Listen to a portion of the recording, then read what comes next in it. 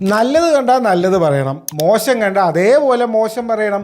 പക്ഷേ ഈ ഒരു സിനിമ കണ്ടാലുണ്ടല്ലോ, നിങ്ങൾക്ക് എന്ത് പറയണം, ഇതിനെക്കുറിച്ച് എന്ത് പറയണം എന്ന് ആലോചിച്ച് ഭ്രാന്ത് പിടിച്ചൊരവസ്ഥയായിരുന്നു എൻ്റെ.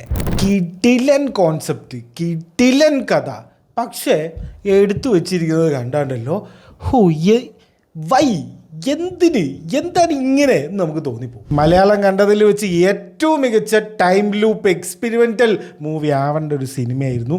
അതിനെ കൊണ്ട് കോളാക്കി വെച്ചിട്ടുണ്ട്. സംഭവം അധ്യായം 1 എന്ന് പറഞ്ഞിട്ടുള്ള സിനിമ ജിയോ ഹോട്ട്സ്റ്റാറിൽ ഇപ്പോൾ സ്ട്രീം ചെയ്യുന്നുണ്ട്.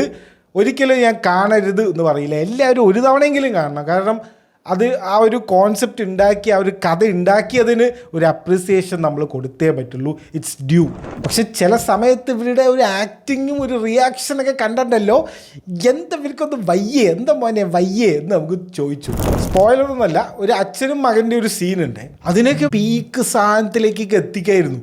പക്ഷെ ഇതുണ്ടല്ലോ, അച്ഛാ ഹായ്, മകനെ ഹായ്, ആ ഒരു ലെവലിലായി പോയി. സൈക്കോളജിക്കൽ ത്രില്ലർ എന്നൊക്കെ പറഞ്ഞാൽ ശരിക്കും ഇങ്ങനത്തെ ഒരു സിനിമയാണ് നമ്മൾ ഉദ്ദേശിക്കുന്നത്. പക്ഷേ അറിയാലോ, ഇങ്ങനത്തെ സിനിമ എന്ന് പറഞ്ഞാൽ ബഡ്ജറ്റ് കുറച്ച് കുറവായിരിക്കും. പക്ഷെ അതിൻ്റെ ഒന്നും കാണുന്നില്ല, മൊത്തത്തിലൊരു കാടിൻ്റെ ഉള്ളിലാണ്.